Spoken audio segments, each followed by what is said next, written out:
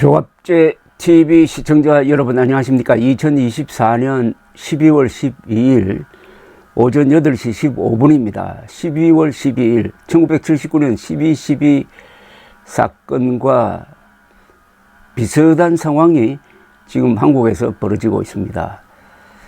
1979년 10월 26일 박정희 대통령이 김재규의 총탄에 돌아가신 이후 공백이 생겼습니다. 권력의 공백이 생겼습니다.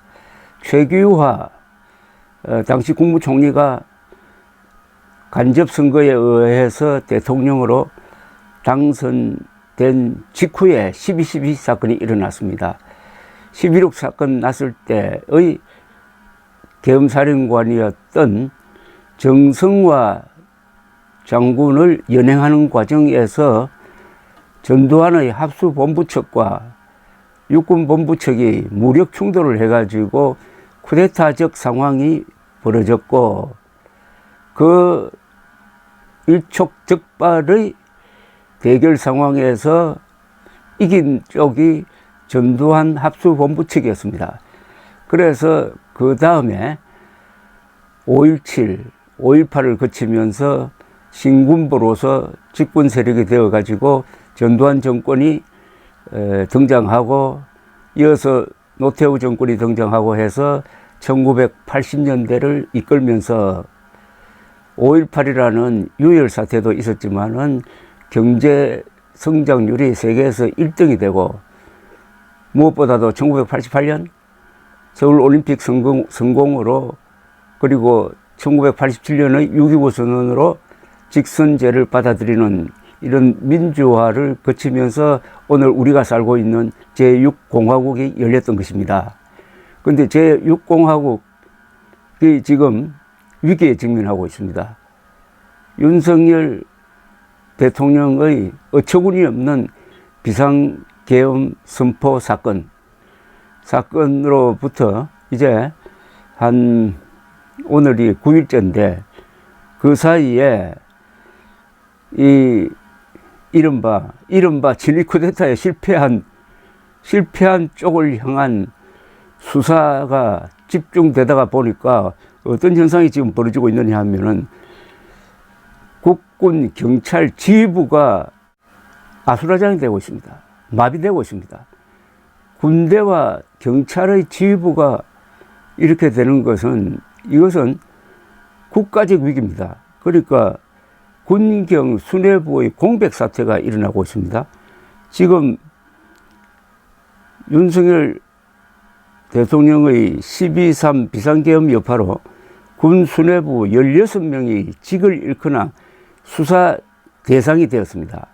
김용현 국방부 장관은 자진 사퇴한 뒤 구속되었고, 수도방위사령부, 특수전사령부, 방첩사령부, 정보사령부 소속 다수의 간부가 제 역할을 못하고 있고, 이들은 대부분 다 대북작전을 주도하는 핵심 부서입니다. 치안을 담당하는 행정안전부와 경찰 수뇌부도 공백 상태입니다.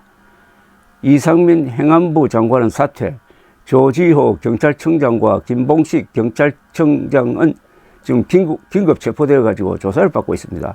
그러니까 안보와 치안을 맡고 있는 최고 책임자들의 동시다발적 부재로 국민의 안전이 위협받고 있는데, 한 군 관계자는 오늘 조선일보에 인터뷰를 하면서 장관은 사퇴하고 주요 사령관의 직무가 정지되면서 일선에서는 유사시 누구의 명령에 따라 어떻게 움직여야 하는지 모르겠다는 말이 많다고 했습니다. 우리 안보와 직결된 전방 지역 군 수뇌부들도 혼란스러워하는 건 마찬가지라고 했습니다. 군에서는 계엄사령관이었던 박안수 육군 참모총장의 직무정지도 지금 거론되고 있습니다. 초유의 수뇌부 부재와 함께 누가 군 통수권을 행사하는지도 지금 논란입니다. 국군 통수권은 1초도 비어 있어서는 안 됩니다. 헌법에 명시된 대통령의 고유 권한인데, 지금 대통령이 탄핵되어 직무가 정지되면은 총리가 권한 대행으로 되는데, 이 또 한덕수 국무총리까지 지금 수사 대상에 올라 있습니다. 이런 혼란은 지난 7일 윤 대통령 탄핵 소추안이 폐기되면서 윤 대통령의 직무는 정지되지 않았으나 사실상 식물화가 되면서 이런 혼란이 빚어지고 있습니다. 정치적으로 무력화된 윤석열 대통령이 실질적으로는 군 통수권을 행사할 수 없는 상태가 된 겁니다. 이런 상태가 지속된다면 북한의 도발 등 안보 위협에 우리 군이 제대로 대응할 수 없다는 우려가 나오고 있습니다. 육군 참모차장 출신인 여운태 원광대 석좌 교수는 이렇게 이야기합니다. 대통령의 군 통수권은 불안정하고 장관 없이 차관이 대리 근무를 하는 상황이고 육군 참모총장은 신뢰를 잃은 상태다. 유사시 지휘 개통에 따라 군령이 제대로 발휘될지 굉장히 의심스러운 상황이다. 6.25 전쟁 이후 가장 대비 태세가 취약해진 상태라고 했습니다. 군, 경찰, 수뇌부의 마비, 그리고 경찰, 검찰, 공수처의 아주 과열 경쟁, 수사, 서로 윤석열 대통령을 먼저 잡으려고 하는 이런 과열 경쟁 속에서 정치적 리더십도 지금 사실상 사라져 버렸습니다. 왜냐? 집권 여당이 신뢰를 잃었고 한동훈 대표도 갈팡질팡하고 아직도 정신 못 차린 국민의힘은 지금도 탄핵 표결에 참가하느냐 참가하지 않느냐 하는 문제를 가지고 서로 싸우고 있습니다.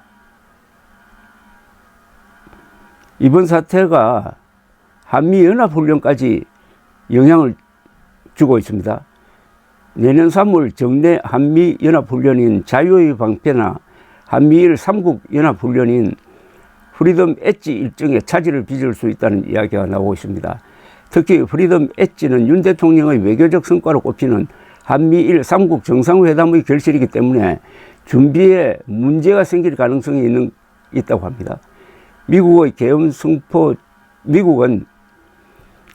선포 직후 한미 핵 협의 그룹 회의와 도상 연습을 개최 하루 전날 무기한 연기하기도 했습니다. 지금 외신은 미스터리다. 한국을 지금 누가 이끌고 있느냐. 그래서 대통령실에 어느 언론사가 지금 한국을 누가 이끌고 있느냐고 질문을 했더니 거기에 대해서 답을 할 수 없다는 이야기를 들었다고 합니다. 아니, 대통령실이 지금 한국을 누가 이끕니까? 라는 질문에 대해서 답할 수 없다라고 이야기한다면은 이거는 완전 공백 상태 아닙니까? 어떻게 이런 일이 일어났는지 개탄만 할 때가 아니라 이럴 때는 자중해야 합니다. 자중자애해야 합니다. 우선 주도권을 잡은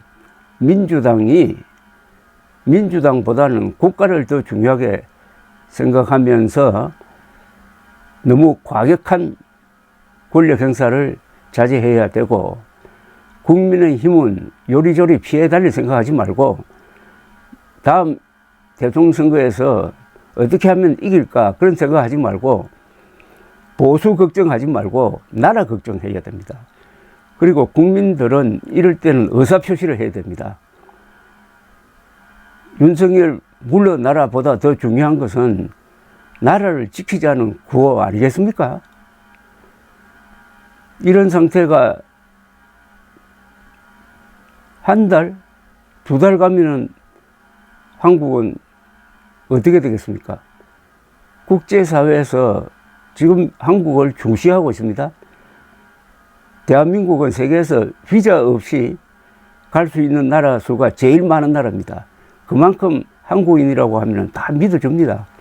그런데 윤석열의 이 참 허무한 코미디 같은 계엄령 선포가 그런 한국의 신뢰도를 무너뜨려 가지고 한국인들이 지금 얼굴을 들 수 없게 만들고 있습니다.